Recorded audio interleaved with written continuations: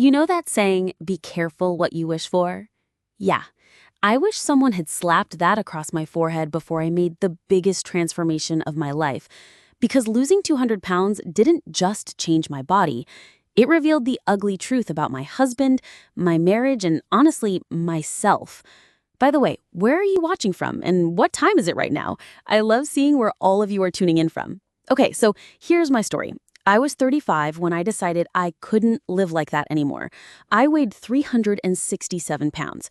I could barely walk up the stairs without wheezing like a tea kettle. My knees hurt, my back hurt, my heart hurt. And my husband, Derek, he acted like I was invisible, or worse, like I was some pet he was obligated to care for. We'd been married for 8 years at that point, and I honestly thought we were just in a comfortable phase, where life is a routine and the spark dims, but the love is still there.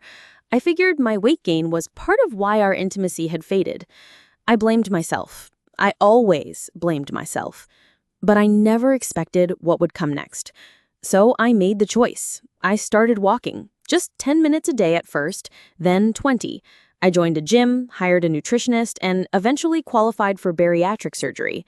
It wasn't easy. Oh my God, there were days I cried just trying to resist the craving for soda. My body fought me every step of the way, but I kept going. It took almost 3 years, but I lost 200 pounds. I was a completely different person, inside and out.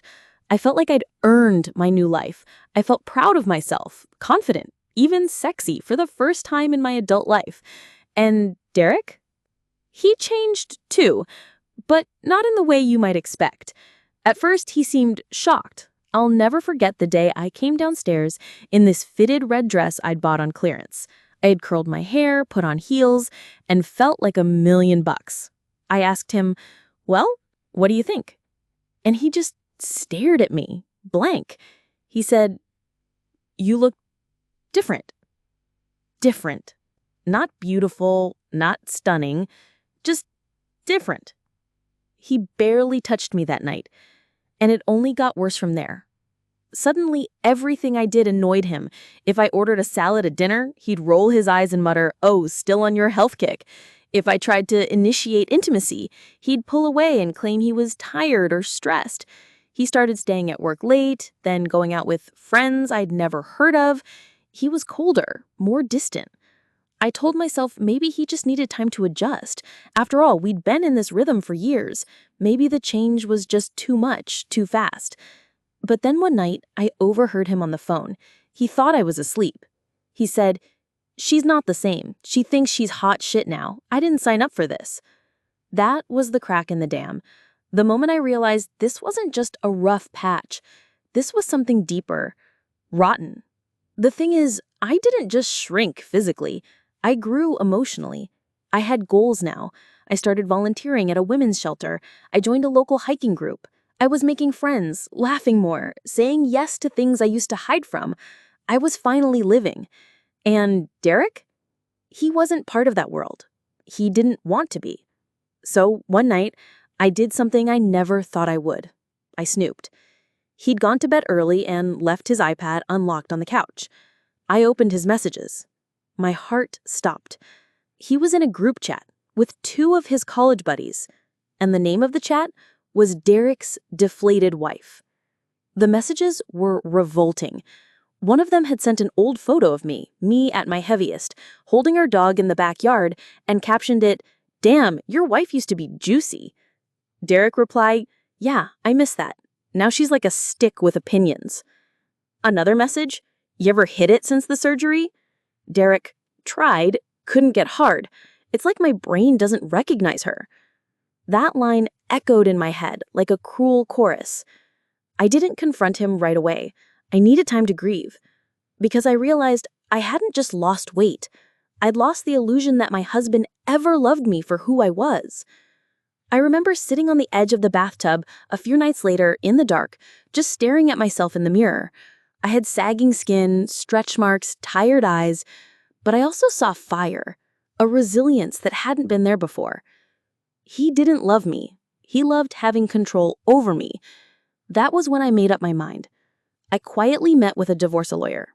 I started separating my finances, transferred money into a private savings account, got a P.O. box, rented a storage unit. I even started packing small boxes while he was at work. And then one Saturday afternoon, I invited Derek to lunch.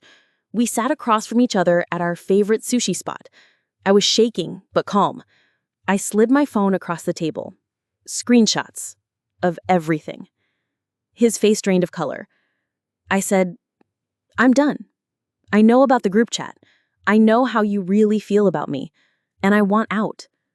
He tried to backtrack, claimed it was just dark humor, said I was overreacting. I said, "No, I've just finally reacted." The divorce was ugly. He tried to play the victim, painting me as unstable. He even said I must have been cheating because no one just gets hot and leaves their husband. But I didn't need to defend myself. The truth was louder than anything he could scream. 6 months after the divorce, Amanda messaged me. His gym friend, another weight loss warrior. He had started dating her as I was leaving, and the same thing happened. He loved her when she was shrinking, hated her when she became strong. She told me Derek once said, "I like women soft, slow, and thankful." That was all I needed to hear. I used to be soft and slow and thankful for crumbs. But now, I'm fierce, I'm fast, and I don't settle. I've started dating again. Nothing serious yet, but I laugh more, I smile without faking it, I sleep with both eyes closed. And the best part? I'm no longer invisible. To myself. So tell me, what would have you done if you were me? Stayed and tried to fix it, or walked away with your dignity? Let's talk in the comments, because I know I'm not the only one who's ever been loved conditionally.